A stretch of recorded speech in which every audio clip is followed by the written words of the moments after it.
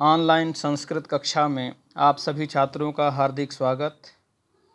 मैं डॉक्टर शालिग्राम त्रिपाठी, अध्यापक, राजकीय इंटरमीडिएट कॉलेज प्रयागराज। आज हम लोग कक्षा 10वीं के संस्कृत में पद्य पीयूषम भाग में से सूक्ति सुधा नामक पाठ का अध्ययन करेंगे। उसमें से पहला श्लोक है, देखें आप लोग। भाषासु मुख्या मधुरा दिव्या गीर्वाण भारती तस्माद्धि काव्यं मधुरम तस्मादपि सुभाषितम। फिर से दोहराएंगे। भाषासु मुख्या मधुरा दिव्या गीर्वाण भारती तस्माद्धि काव्यं मधुरम तस्मादपि सुभाषितम। भाषासु अर्थात भाषाओं में, गीर्वाण भारती माने देवताओं की देव भाषा जो संस्कृत है वह दिव्य है, मधुर है तथा श्रेष्ठ है। मुख्य मतलब श्रेष्ठ। भाषाओं में देव भाषा संस्कृत दिव्य है, मधुर है तथा श्रेष्ठ है। उसमें भी काव्य मधुर होता है, उस काव्य में भी सबसे मधुर सुभाषित होता है। एक बार फिर से समझेंगे। भाषाओं में देवभाषा संस्कृत दिव्य, मधुर तथा श्रेष्ठ है। उसमें भी काव्य मधुर है, काव्य में भी सुभाषित सबसे अधिक मधुर होता है। दूसरा श्लोक। पृथिव्यां त्रीणि रत्नानि जलमन्नं सुभाषितं मूढैः पाषाणखण्डेषु रत्नसंज्ञा विधीयते। पृथिव्यां त्रीणि रत्नानि जलमन्नं सुभाषितं मूढैः पाषाणखण्डेषु रत्नसंज्ञा विधीयते। पृथिव्याम मतलब पृथ्वी में, जलम अन्नम सुभाषितम, जल, अन्न और सुभाषित यही तीन रत्न हैं। पृथ्वी में जल, अन्न तथा सुभाषित यही तीन रत्न होते हैं। मूर्ख लोग तो, मूढ़ै ही माने मूर्ख लोगों के द्वारा तो पाषाण खंडेशु, पाषाण पत्थर के टुकड़ों को रत्न की संज्ञा दी जाती है। एक बार फिर से इस श्लोक का अर्थ समझेंगे। पृथ्वी में जल, अन्न तथा सुभाषित यही तीन रत्न हैं। मूर्खों के द्वारा तो पत्थर के टुकड़ों को रत्न माना जाता है। अगला श्लोक। काव्यशास्त्र विनोदेन कालो गच्छति धीमतां व्यसनेन च मूर्खाणां निद्रया कलहेन वा। काव्यशास्त्र विनोदेन कालो गच्छति धीमतां व्यसनेन च मूर्खाणां निद्रया कलहेन वा। धीमताम कालः, कालः अर्थात समय, धीमताम माने बुद्धिमानों का, बुद्धिमानों का समय काव्य शास्त्र विनोदेन गच्छति, काव्य तथा शास्त्रों को पढ़ने में बीतता है। विद्वानों का समय काव्य एवं शास्त्रों को पढ़ने में बीतता है। मूर्खों का समय तो व्यसनेन बुरी आदतों में, निद्रया सोने में, तीसरा कलहेन झगड़ा करने में बीतता है। बुद्धिमानों का समय काव्य एवं शास्त्रों का अध्ययन करने में बीतता है। मूर्खों का समय तो बुरी आदतों में, सोने में तथा झगड़ा करने में बीतता है। अगला श्लोक। श्लोकस्तु श्लोकतां याति यत्र तिष्ठन्ति साधवः लकारो लुप्यते तत्र यत्र तिष्ठन्त्यसाधवः। श्लोकस्तु श्लोकतां याति यत्र तिष्ठन्ति साधवः। लकारो लुप्यते तत्र यत्र तिष्ठन्त्यसाधवः। श्लोकस्तु श्लोकतां याति यत्र तिष्ठन्ति साधवः। लकारो लुप्यते तत्र यत्र तिष्ठन्त्यसाधवः। यत्र साधवः तिष्ठन्ति, जहाँ पर सज्जन लोग रहते हैं वहाँ श्लोक कीर्ति को प्राप्त करता है, यश को प्राप्त करता है। जहाँ सज्जन लोग रहते हैं वहाँ संस्कृत का श्लोक यश एवं कीर्ति को प्राप्त करता है। किंतु जहाँ दुर्जन लोग असाधवः तिष्ठन्ति, यत्र असाधवः तिष्ठन्ति, जहाँ पर दुर्जन लोग रहते हैं वहाँ उस श्लोक शब्द में से लकार का लोप हो जाता है, अर्थात केवल शोक ही बचता है। फिर से एक बार समझें। जहाँ पर सज्जन लोग रहते हैं वहाँ संस्कृत का श्लोक यश एवं कीर्ति को प्राप्त करता है, किंतु जहाँ दुर्जन लोग रहते हैं उस श्लोक में से लकार का लोप हो जाता है, अर्थात उस सभा में शोक छा जाता है। अगला श्लोक। अप्राप्त कालं वचनं बृहस्पतिरपि ब्रुवन् प्राप्नुयात् बुद्ध्यवज्ञानम् अपमानं च शाश्वतम्। अप्राप्त कालं वचनं बृहस्पतिरपि ब्रुवन् प्राप्नुयात् बुद्ध्यवज्ञानम् अपमानं च शाश्वतम्। अप्राप्त कालं वचनं बृहस्पतिरपि ब्रुवन् प्राप्नुयात् बुद्ध्यवज्ञानम् अपमानं च शाश्वतम्। एक बार फिर से इसको अप्राप्त कालं वचनं बृहस्पतिरपि ब्रुवन् प्राप्नुयात् बुद्ध्यवज्ञानम् अपमानं च शाश्वतम्। अनुपयुक्त समय में बोलते हुए देवगुरु बृहस्पति को भी उपेक्षा एवं अपमान प्राप्त करना चाहिए। अप्राप्त का माने अनुपयुक्त समय में जो वचन माने जो बात कही जाती है, चाहे वो बृहस्पति देवताओं के गुरु बृहस्पति क्यों न हो, लेकिन उनको भी हम नित्य अपमान प्राप्त करना चाहिए। फिर से एक बार इसका अर्थ देखेंगे। अनुपयुक्त समय में बोलते हुए देवगुरु बृहस्पति को भी उपेक्षा एवं अपमान प्राप्त करना चाहिए। अगला श्लोक है। वाच्यं श्रद्धा समेतस्य पृच्छतश्च विशेषतः प्रोक्तं श्रद्धाविहीनस्य अरण्यरुदितोपमम्। वाच्यं श्रद्धा समेतस्य पृच्छतश्च विशेषतः प्रोक्तं श्रद्धाविहीनस्य अरण्यरुदितोपमम्। वाच्यं श्रद्धा समेतस्य पृच्छतश्च विशेषतः प्रोक्तं श्रद्धाविहीनस्य अरण्यरुदितोपमम्। एक बार फिर से देखेंगे। वाच्यं श्रद्धा समेतस्य पृच्छतश्च विशेषतः प्रोक्तं श्रद्धाविहीनस्य अरण्यरुदितोपमम्। आप सभी छात्र इस जो श्लोक का वाचन किया जा रहा है अंगुली निर्देश पूर्वक पढ़ें। उंगली वहीं पर होना चाहिए जिस शब्द का उच्चारण हमारे द्वारा किया जा रहा है।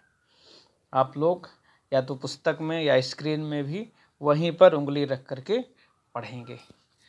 वाच्यं श्रद्धा समेतस्य पृच्छतश्च विशेषतः प्रोक्तं श्रद्धाविहीनस्य अरण्यरुदितोपमम्। श्रद्धा समेतस्य, जिसकी आप पर श्रद्धा हो। और आपसे कोई बात वह पृच्छता माने पूछ रहा हो, उसी को बात बचानी चाहिए। वाच्य माने बतानी चाहिए, बोलना चाहिए। जिसकी आप पर श्रद्धा हो, आपसे यदि पूछ रहा हो तो ही आपको बात बतानी चाहिए। श्रद्धा विहीनस्य, जिसकी आप पर श्रद्धा नहीं है, उसे उपदेश करना अरण्य रुदितोपमम, जंगल में रोने के समान है। जैसे जंगल में रोने पर कोई सुनने वाला नहीं होता। इसलिए जो आप पर श्रद्धा रखता हो और पूछ रहा हो, उसी को ही उपदेश करना चाहिए, अर्थात कोई बात बतानी चाहिए।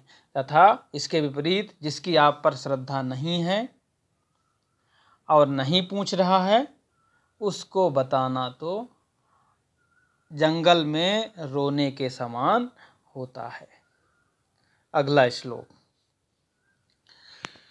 वसुमती पतिनानु सरस्वती बलवता रिपुणा न च नीयते समविभाग हरैर्न विभज्यते विबुध बोध बुधैरपि सेव्यते।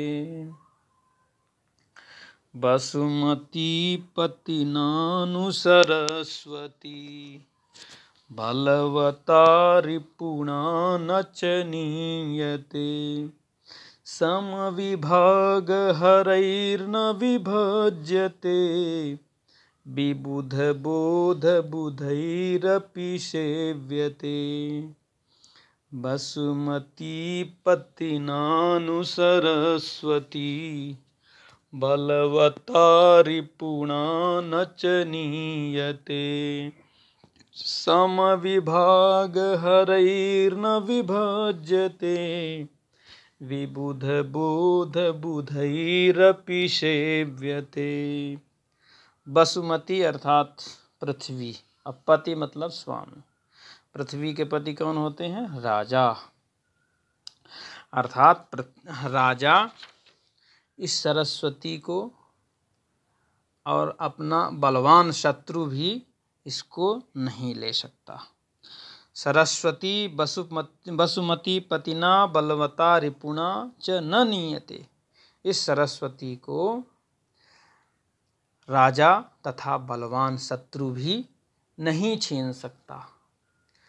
समविभाग हरैर्न विभज्यते, समान विभाजन के जो अधिकारी होते हैं अर्थात भाई लोग, उनमें भी आपस में बंटवारा इसका नहीं होता। और तीसरी विशेषता और भी है इसकी, विबुध बोध बुधैरपि सेव्यते, बुद्धिमानों के द्वारा इसकी सेवा भी की जाती है सरस्वती की। फिर से एक बार देखेंगे। राजा तथा बलवान शत्रु सरस्वती को छीन नहीं सकते, भाइयों में इसका बंटवारा नहीं हो सकता, तथा विद्वान लोग इसकी सेवा करते हैं। अगला श्लोक। लक्ष्मीर्नया याचक दुःखहारिणी विद्यानयाप्यच्युत भक्तिकारिणी पुत्रो नयः पंडित मंडलाग्रणी सा नैव सा नैव सा नैव सा नैव। लक्ष्मीर्नया याचक दुःखहारिणी विद्यानयाप्यच्युत भक्तिकारिणी पुत्रो नयः पंडित मंडलाग्रणी सा नैव सा नैव सा नैव सा नैव। या लक्ष्मी याचक दुःखहारिणी ना, जो लक्ष्मी याचक के दुख को दूर ना कर सके, मांगने याचक अर्थात मांगने वाला, जो लक्ष्मी याचक के दुख को दूर ना कर सके वह लक्ष्मी लक्ष्मी नहीं होती। विद्यानयाप्यच्युत भक्तिकारिणी, वह विद्या विद्या नहीं है जो भगवान विष्णु में भक्ति प्रकट उत्पन्न ना कर दे। पुत्रो नयः पंडित मंडलाग्रणी, वह पुत्र नहीं है जो विद्वानों की सभा में सबसे श्रेष्ठ ना हो। फिर से एक बार देखेंगे इसके अर्थ को। वह लक्ष्मी नहीं है जो कि याचक के दुख को दूर ना कर सके। वह विद्या नहीं है जो भगवान विष्णु में भक्ति उत्पन्न ना कर दे। वह पुत्र नहीं है जो विद्वानों में सबसे श्रेष्ठ ना हो। अगला श्लोक, अंतिम श्लोक है ये, ध्यान से सस्वर पढ़ेंगे, बहुत बढ़िया अच्छा श्लोक है। केयूरान विभूषयन्ति पुरुषं हारान चंद्रोज्ज्वला, न स्नानं न विलेपनं न कुसुमं नालंकृता मूर्धजा, वाण्येकासमलंकरोति पुरुषं या संस्कृता धार्यते, क्षीयन्ते खलु भूषणानि सततं, वाग्भूषणं भूषणम्।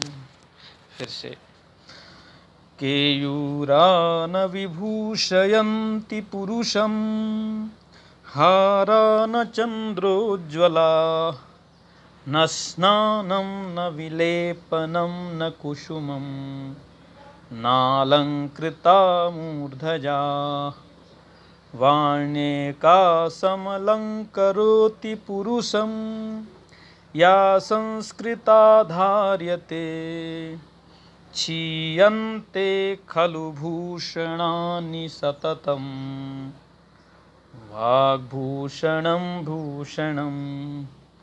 केयूरान विभूषयन्ति पुरुषं हारान चंद्रोज्ज्वला, न स्नानं न विलेपनं न कुसुमं नालंकृता मूर्धजाः, वाण्येकासमलंकरोति पुरुषं या संस्कृता धार्यते, क्षीयन्ते खलु भूषणानि सततं, वाग्भूषणं भूषणम्। इसका अर्थ ध्यान से सुनेंगे। केयूराहा अर्थात बाजूबंद, चंद्रोज्ज्वलाः हाराः, चंद्रमा के समान चमकते हुए हार, स्नान, उपटन, पुष्प तथा सजे हुए बाल पुरुषम न विभूषयन्ति, पुरुष की शोभा नहीं बढ़ाते हैं। तो फिर क्या, किससे शोभा होती है पुरुष की? एका वाणी एवं पुरुषम समलंकरोति, एक वाणी ही है जो पुरुष की शोभा को बढ़ाती है। अन्य आभूषण तो नष्ट हो जाते हैं, पर वाणी रूपी आभूषण कभी नष्ट नहीं होता। खलु मन निश्चित ही, सततम भूषणानि क्षीयन्ते, हमेशा सारे आभूषण नष्ट हो जाते हैं, किंतु वाणी रूपी आभूषण कभी नष्ट नहीं होता। पुरुष की शोभा बाजूबंद, चंद्रमा के समान चमकते हुए हार, स्नान, उपटन, फूलों तथा सजे हुए बालों से नहीं होती। पुरुष की शोभा तो वाणी से ही होती है, जिसको संस्कारी लोग धारण करते हैं। अन्य आभूषण तो नष्ट हो जाते हैं, किंतु वाणी रूपी आभूषण कभी नष्ट नहीं होता। फिर से एक बार समझेंगे अर्थ को। पुरुष की शोभा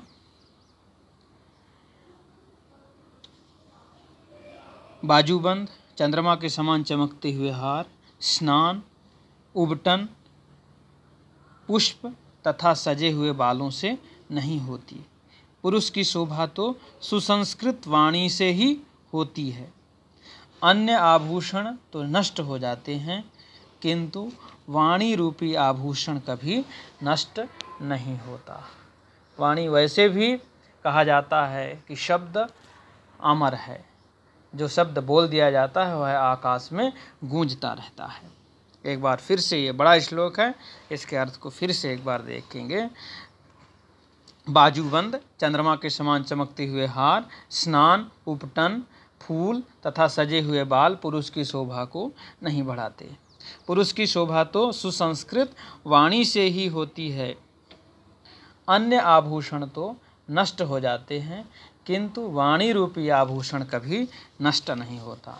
इस पाठ में हमको ध्यान देना है कि अर्थ लिखने के लिए आता है, या तो संस्कृत से अर्थ लिखने के लिए आता है तो हमको अन्वय लिख देना है, उसी श्लोक में से छांट के पद्य का गद्य बना देना है। और संदर्भ जो है हिंदी में लिखना ही रहता है। यदि व्याख्या पूछा है तो संदर्भ लिखेंगे। प्रस्तुत सूक्त हमारी पाठ्य पुस्तक संस्कृत पद्य पीयूषम के सूक्ति सुधा नामक पाठ से उद्धृत है। इस तरह से संदर्भ और जिसके बारे में बताया गया हो वह प्रसंग लिख दें। और इस पाठ में प्रश्न इससे नहीं पूछे जाते हैं। बस इतना ही है। दूसरे दिन फिर मिलेंगे, तब तक के लिए धन्यवाद। अद्यतन दिनम मंगलमयम भूयात्। धन्यवादः।